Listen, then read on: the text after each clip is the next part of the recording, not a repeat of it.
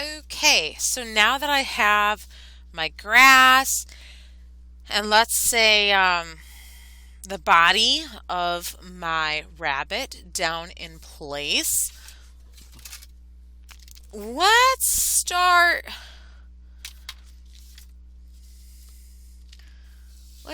working on these flowers. I'm gonna do an oil pastel kind of mix here so I can get this down more quickly.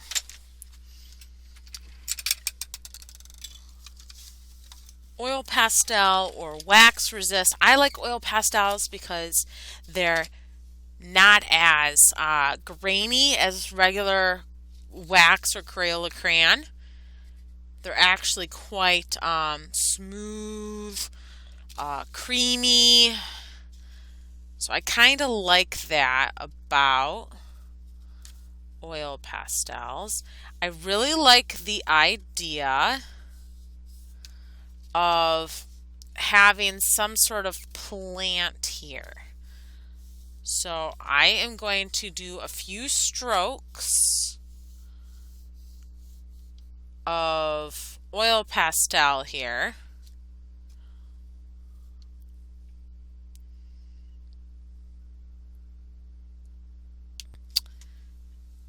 And I might even add a lighter shade here since my light is coming from here. I'm probably going to have some of this lighter green branching out from here.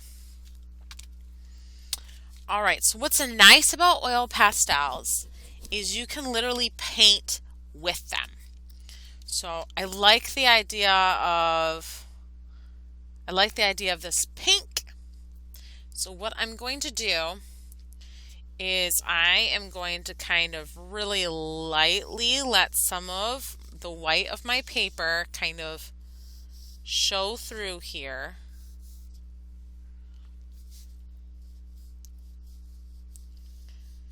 But oil pastels, you can use a really bright color on the bottom layer, and then you can add excuse me. You can add a lighter color on top to lighten up your color on the bottom. So let me show you. Showing is better than telling. So I have this red here as my base color, right? And I'm literally going to take my white and I'm going to use it as a blender to make pink. The white blends this red color together, and white and red equal pink, and you can actually create another color. Just be careful about dragging your green oil pastel into your flower.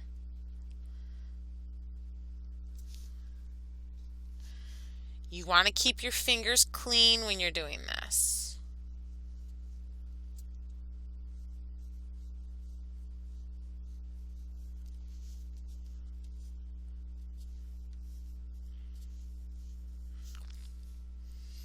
In fact, if you want the bottoms, you see how right here it's a little bit more red or a darker pink? You can add an additional layer of dark red oil pastel to the top here to kind of reinforce that color and have it come together. And if you think it's too dark, then just take your blender or your lighter color out of the two and run it back over very gently over that area. This is what I love about oil pastel. It literally, the chalk pastel I feel is like too uncontrollable. But the oil pastel, I'm in love with it. It's just fantastic. And that, my friend, is how you can use oil pastel to draw or paint in flowers to your watercolor piece. So let's go and let's repeat. Let's repeat.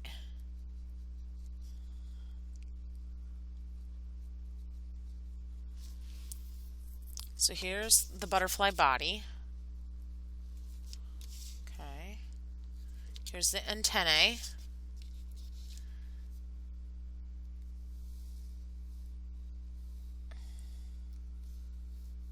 I'm literally using hearts.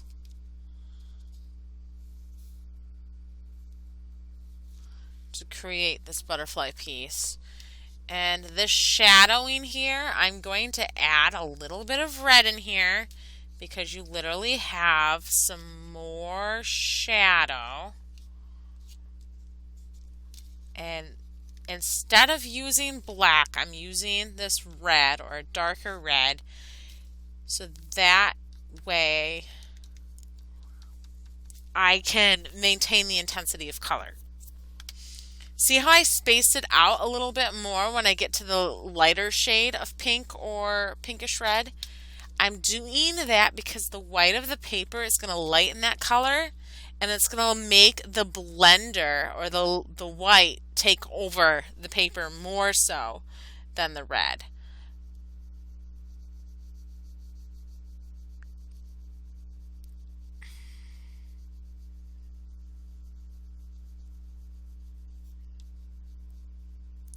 And if I need to, I'll just go back and add another layer of red if I have to. But this I can get like that pink that is in here. I can get that. And I can even use the white of the paper to kind of bleed through here to create. See what I mean? I mean, just look at that. Isn't that gorgeous? Now let's say I want this to be a little bit darker here. Like I kind of want these shapes here to separate.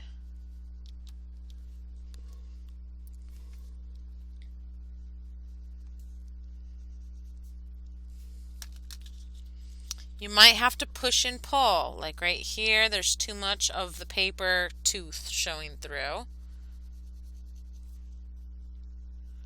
And you know what? That is okay.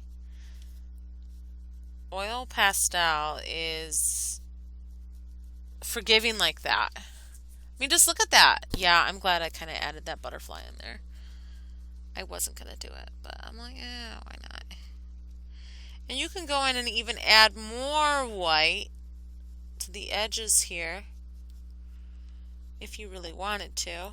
Now, the trick here is if you want your white to be lighter, you're going to want to make sure that your tip is clean. See how this has pink or red on it?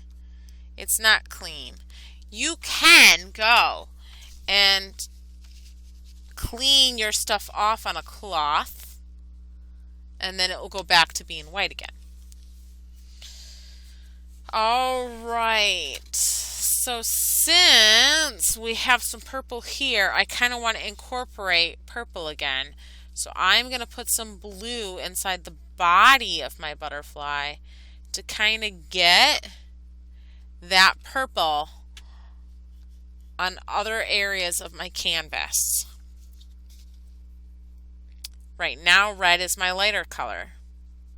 So this time I'm actually going to put red on top and blue on bottom. And that will create like a purple body. Alrighty. Let's pause for a minute before we start doing our wash for our sky.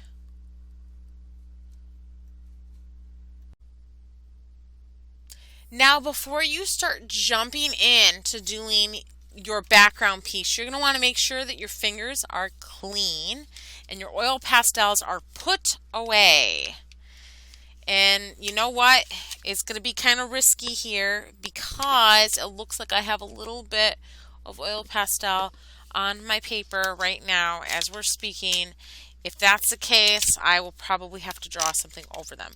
But the reason I'm telling you to do all these things is to help make your canvas as clean as possible and as clear and as agreeable as possible for your watercolor wash. Now, washes are amazing things to do or have when you're looking to create something like a sky or a sunset or even a fill in. Like these are like little washes right here. Even to create things like shadow or to fill in large amounts of space. So here I am taking a clean, damp brush, a little more damp than your towel dry damp that we had for this outline portion. We're actually wanting to get our surface wet enough to kind of have this blue glide from one end of the paper to the other. In fact, I would even start at the edge here and try to line your bristles up with the edge of your rabbit's body so you don't get too much purple in your sky. This will kind of control the purple from bleeding into the sky. All right. And you can add another layer of blue on top of this clear, nice, translucent wash if you really wanted to. I'm going for this really light kind of effect here. So bear with me. I am doing a little bit more around the rabbit or the bunny, specifically because I want the bunny or the rabbit to pop. And I'm doing that by intensifying the darkness of my blue just around the edge here. And then I'm going to fan or feather it out as it moves away from the body. You see how I'm doing that? I'm only going to do it near the body of my rabbit because I kind of don't want my blue to be the same intensity as the rabbit's purple. Because if I leave it that way, what's going to happen is the rabbit's body will bleed into the background. So just have like a little bit of a border of darkness near the edge of the rabbit's body to help separate that from your sky. Here I have more of a dry brush, like a towel dry or a towel damp brush, specifically because I have such a small area to work with. I know watercolor will not stick to oil pastel, but for intensity purposes and to maintain pure color as much as possible, don't get too crazy when you go near the oil pastel. Try to avoid putting or stroking paint over it if you can. If you can't, yeah, it is what it is.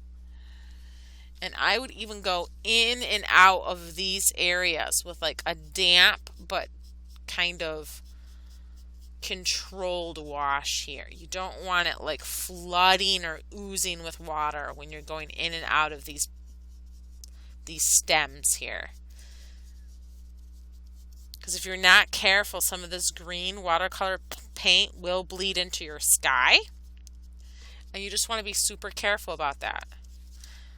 I would even intensify the edges around your lighter greens here to help separate them from the sky.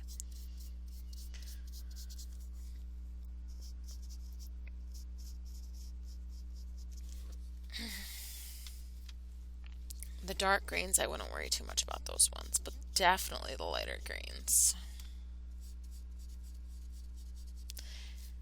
You may or you might want to switch to a smaller brush.